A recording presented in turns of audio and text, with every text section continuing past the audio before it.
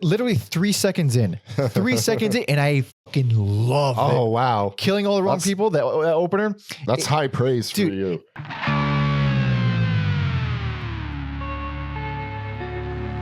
Welcome to Every Album Ever with Mike and Alex. My name is Michael Mansour, and I'm joined, as always, by my tired and hoarse co-host, Alexander Volt. Say hello. Hello. This is Every Album Ever, the podcast where we listen to every single album in the world, one artist at a time. That's usually a whole new discography per episode, except for these EAE singles episodes where we discuss a brand new album. And today we will be discussing... The album is called Half Divorce by Pish Jeans. Hell yes. This has been out for... it's been out for a minute now by the time this comes out. Mm-hmm. So this is the first time we've been a little bit late to an album. Mm-hmm. But you asked me about this. You threw this at me. I did not know about this. I threw this at you. I saw a lot of people on my social posting about it, and I was like, Mike loves punk music. I feel like we've talked about like bands. I consider them punk, but like Soul Glow or Idols. Yeah. But like a true, just like bare bones hardcore. I want to know what Mike thinks about a punk band in 2024. Well, this is a really good album. Hell yeah. It's a very good album. I'm not super big on newer punk bands just because if they're not doing something different, then it's been done. And I've heard, believe me, I've heard a lot of it. Mm-hmm. These guys have this is the first thing I've heard from them. And they have a real personality, a real sound, a real interesting style. And it's not just hardcore punk. I mean, it's mostly hardcore punk, but it's not done in a way where it's like, oh, well, yeah, I heard 1,000 bands from DC or fucking LA do that in the early 80s. But it has touches of noise rock, at least in the presentation, not so much in like the song style, but there are moments where they dip into stuff. They go a little bit, they venture outward. Those are my favorite moments by far, more so than like the more straightforward punk stuff, but there's still much to be had. Yes. Yeah. And this seems lazy, and I'm sure it's probably got compared. They've been around for a while. They've taken a long break. They're back at it, but like in a lot of ways, because this is also my first time listening to them, they kind of sound like the second coming of Black Flag to me, but not in like a contrived, boring way. How so do you mean? Well, there's like specific songs that I'll get to where I was just like, yeah, I feel like I don't know. This made me think of Black Flag without it being contrived or a like copy version of them. Interesting. Yeah, I didn't think of Black Flag at all here. I was actually trying not to think of any specific bands because none jumped at me. It's like, oh, this sounds like this, like, which is really good. For you especially. Yeah, the only time something popped out to me is in a bad way, and I'll get to it when we start talking more about the songs. But it still didn't ruin the song for me at all. I don't love the whole thing. I think there's like moments where like I can do without, but it's still like really, really consistent. My only overall gripe is that I just the parts where they dip into, I don't even know what you would call it, but the parts where they expand, the parts where they get a little bit more involved. Okay, I find it to be so much better. Like so much more interesting, and that's what I want an album of that shit. It does feel like they have a lot to say, and a lot of these songs are like lean, like right under the 2-minute mark. Yeah. So I understand where you're coming from with that. Yeah, but I mean, I guess we can just jump right in the album. I don't know much about the band at all. I do know that this album is universally acclaimed at this point.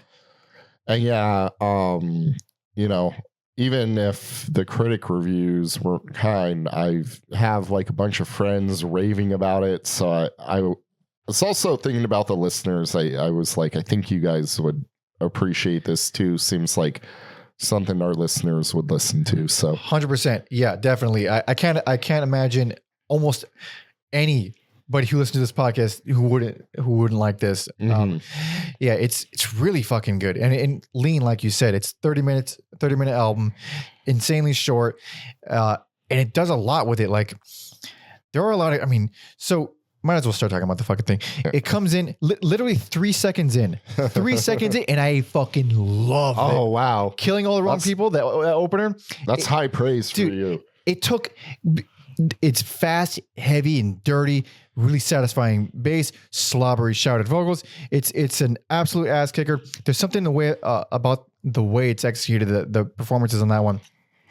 It doesn't sound like the Jesus Lizard, but it gave me the same tingle that Jesus Lizard gives me. Really explosive song. The way they were playing around with guitar effects, I was like, oh, that's kind of like Dead Kennedys. Like the way the Dead Kennedys would play with these effects and sounds that maybe weren't punk, but they make them sound punk. It's all punk, baby, if you're trying it out. And it's a killer opener. And it's one of my favorite songs on the album. I was left wanting a lot more of that style of song because it felt so much more brutal and noise rocky and dirty. And I thought there was gonna be more of that, but it gets a lot more straightforward after that. I thought like it's a great opener because overall the album it's very angry and aggressive and cynical, but it also feels like goofy and fun while capturing this like existential dread about the modern world. Yeah. It feels a little tongue in cheek. It's not the most it's not super hardcore, dark, dreary, serious, depressing. It feels a bit light, even though it is talking about not light things. Yeah, like killing all, like the way it's done is pretty funny and satirical. Yeah, definitely. Or speaking of funny songs, Antisapio? Yeah. Antisapio, whatever. Yeah. Way more. So that was when because having no experience with this band and coming in blind, I don't know that they're a punk band. I don't even know that. All I know is I hear this intro that's fucking whooping my ass, and then I hear Antisapio, and it's really punky. Yeah. Like really punky. Yeah. If anyone identifies as sapiosexual, get away from me and don't like you. A lot of us like smart people, but a lot of us can be aroused by sexual. You're a fucking. So I love this. This goes full like caveman. No, like give me stupid. I want all the stupid people. It is a very like punk. Yeah, it's very fun stuff. Very fun stuff. But that's the song that gave me the little glimpse like, oh, okay. They're going to be punky. Embrace that. And when I embrace that, I liked it even more on second listen. Yeah. I wasn't expecting elements of sludge metal, but we get that on Helicopter Parents. I love the bass line. It's just these very like primitive guitar riffs too. Yeah, it's really grimy opening bass riff to that one. But yeah, so that's another one example of how they go a little bit more into noise rock territory. It's like mid-paced sleazy noise rock. It's like if like bar rock was dipped in a vat of vomit. It's like I don't know. It's sloppy and heavy, but it's very fun. Very appropriate for a band called Piss Jeans. Yeah. There's something particularly off-putting about Piss Jeans. There is something about it because like even just taking your jeans out of the washer and when they're like dry but wet dry, and then but with pit. There's something about it. Yeah, he's right. It's pretty gross. Right. Yeah. It's pretty gross. The toms on the intro to Cling to a Poison Dream sound fantastic. Yeah, and then like I was really enamored with the lyrics too. Like there's a point in that song when he says, "I'll love this life when I can afford it," and I just dude. Oh, fucking poet, man. Fucking poet. God. Honestly, it takes up so much real estate day to day. Yeah. Oh. Yeah. And then continuing the like not being able to afford life, $62,000 in debt. It's a great song title. It's my favorite song title. He's just talking about like, I make all these fucking payments and I'm still in debt. Yeah. I don't know anyone who's not in debt. I don't know anyone who's gotten to zero. What the fuck are we doing here? It's perfect. It's insane, and it's insane. The reality is insane, but it is very true. I wish it wasn't, but that's part of an absurd band like this doing songs like this. I swear I've been at the same amount of debt for like the past 2 years. Yeah, it doesn't matter how much you pay. Look at the same fucking number every time. Yeah, I swear.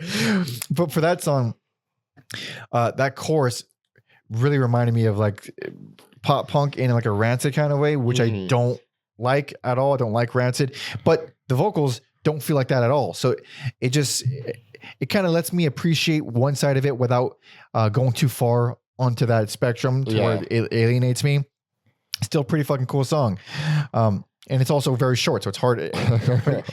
Also, awesome guitar solo on that one. There's really not too many guitar solos on this. Definitely not. There's not enough space for it. And then I feel like it's gonna be I don't come out with a list of my songs for the year, but if I did, Everywhere Is Bad would be on it. That's a song where I thought about Black Flag, specifically TV Party. Yeah, a lot of gang vocals. Everywhere Is Bad. You can come up with why Anywhere sucks. I love when it goes into the more abstract things like, what about non-existence? Oh, it is pretty fun. So I didn't like that song at first because it went on and too on. Fun. And it's so too fun. So like the fun lyrics are great, but also Everywhere Is Bad. I'm sorry if that makes you sad. Come on. That's just fucking lame rhyme. Come on. It's just, I don't know. It's just so simple and gratifying, or like someone like going through everything and someone's like, I don't know. What about hell? Too many dudes. Like, it is. So here's the thing. Yeah. I was like off put by it at first because it was long for this album. It is a long 3.5 minutes. Not long at all, but and I was like, this is kind of hokey and stupid. I don't love the riffs that much.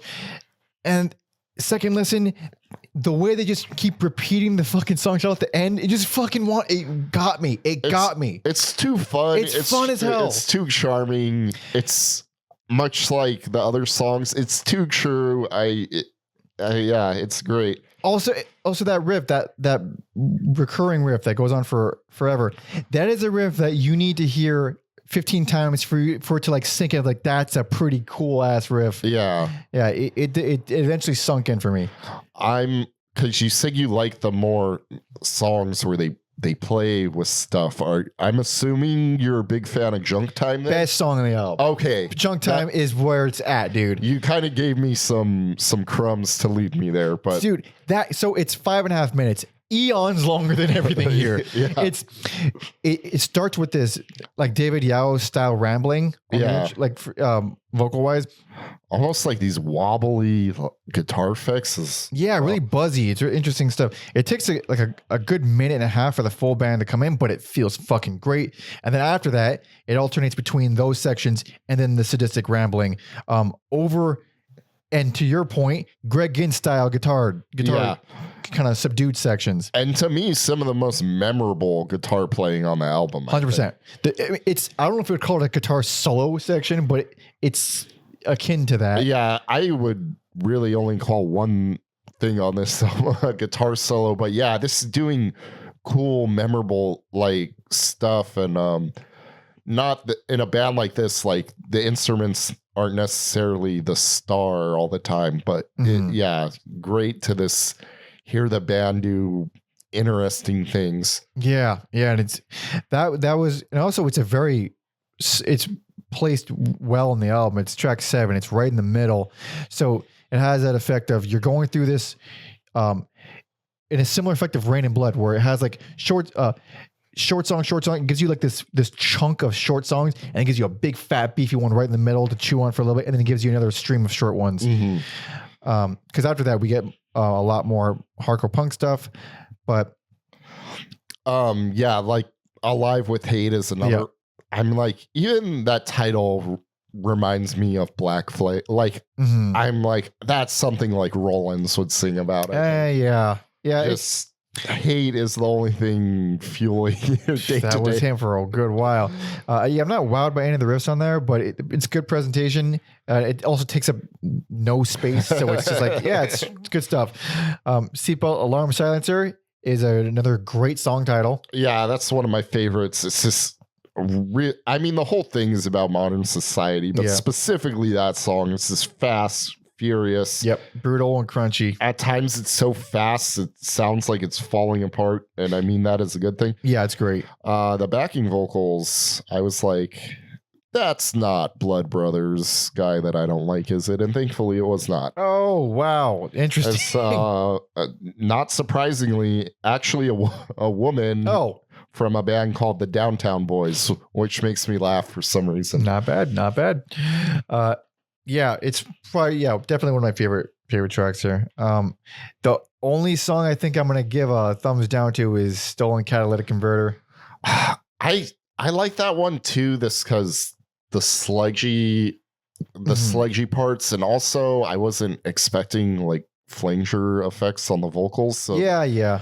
There's some good vocal effects. It kind of just blew my mind a little bit. And like you said, these songs are so short. It is, and it is less than 2 minutes. It's still fine.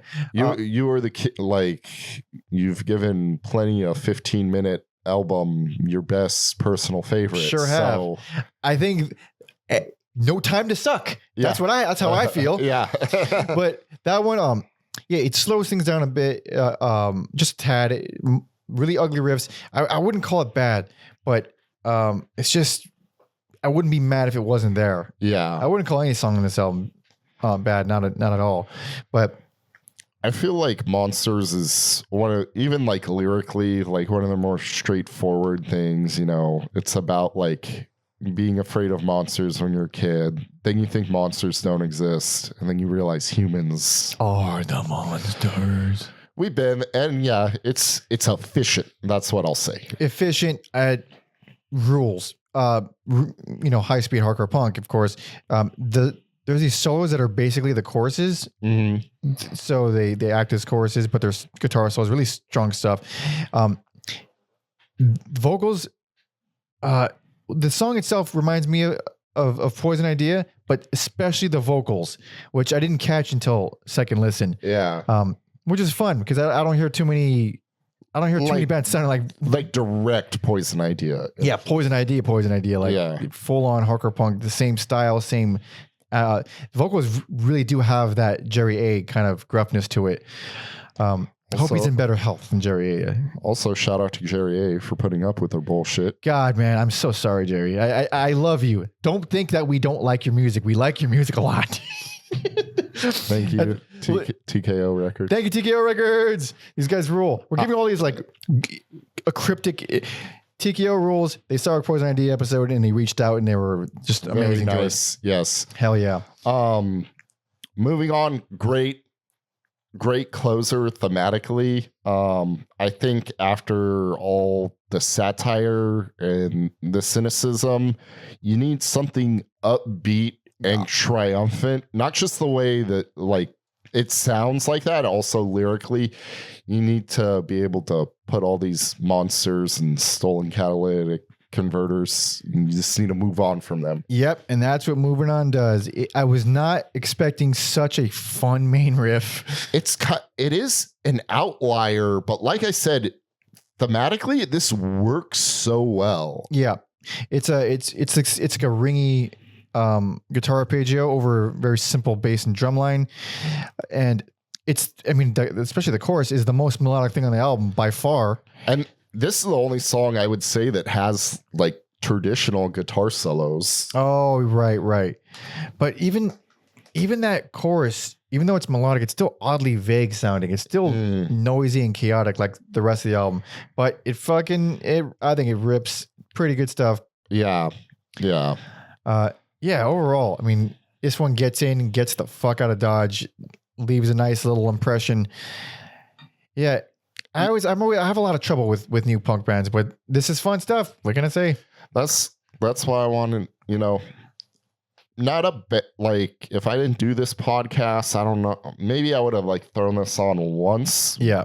But I was like, I am genuinely interested in what Mike thinks about this. Oh, I'm glad to hear that. Yeah, it's fucking cool. I'd love to see them go in a more elaborate direction, but and who knows what their other albums sound like? Oh yeah, huh? And yeah, they've they did take their last album was in 2017, so it's a big ass break. I'm sure longtime fans are excited to have them back. Dude, a 7-year break for a 30-minute album. I love that. But I think it's great. I'm assuming their other albums are also 30 and under. Yeah, let's find out. Maybe 40. Shit, I'll be really surprised at 40. 30. You know what? You're not far off. 37. And apparently Lydia Lunch produced it. There you go. Holy crap. Now I'm even more interested. That's one hell of an album cover. What the fuck is that album cover? It's just them hanging out. One of them looks kind of jacked and he wants you to know it. Is that just his hair shaved into a 6-pack? That'd be funny if it was. The picture's kind of grainy. Yeah, it's grainy. I can't tell. What a bizarre band.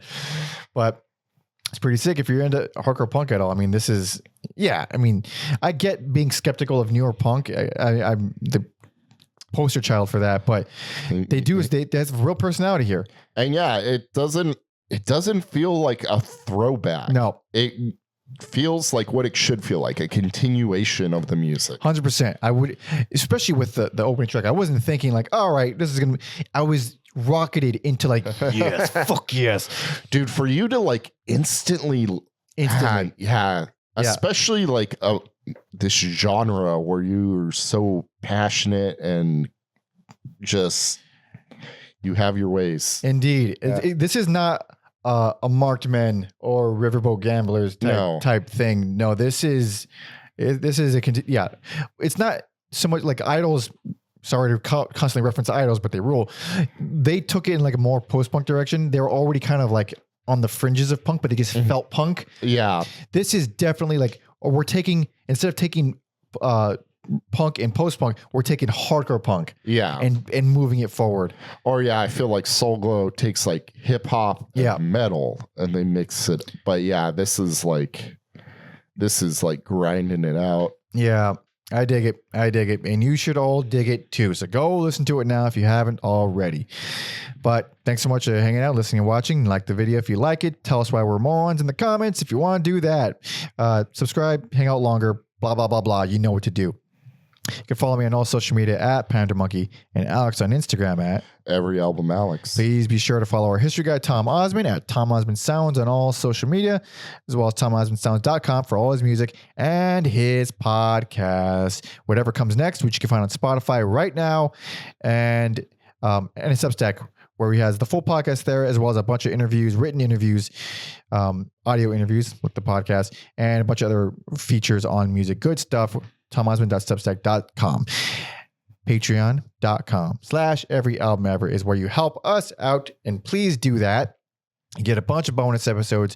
You get to see our schedule in advance. You get to vote on polls to decide who we cover next. You get to join our Discord, be a part of the community, suggest these episodes, these EA singles episodes. You can also bump it up. Tier 2 for a full discography episode. You request any discography within reason, any discography for us to cover on a full numbered episode. But we got good news. If it's not within reason, if it's not within reason, what if it's not within reason? You can suggest any album from any. I missed that one. Sorry. You can suggest any album from any discography for us to cover on a Patreon bonus episode. So if it's a million fucking albums and we don't want to do that, or you just like the one fucking album, or you do it just like the one album, we can do an episode on it. So go there, do that. Thank you. Closing it out. I think there's one obvious one we got to close it out. Junk Time? No. Everywhere is bad. Okay, I'm for it. Hell yeah. Yeah. So thank you so much for listening and watching. See ya.